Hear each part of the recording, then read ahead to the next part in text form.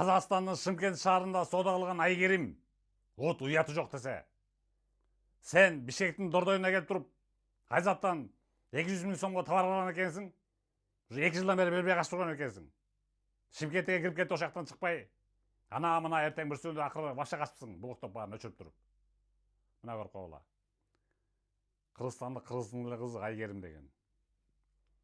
Бияктан бирөөнүн товарын алып, 200 000 сомдон ашык акчага бербей 2 жылдан бери аманатка кыянат кылып, анын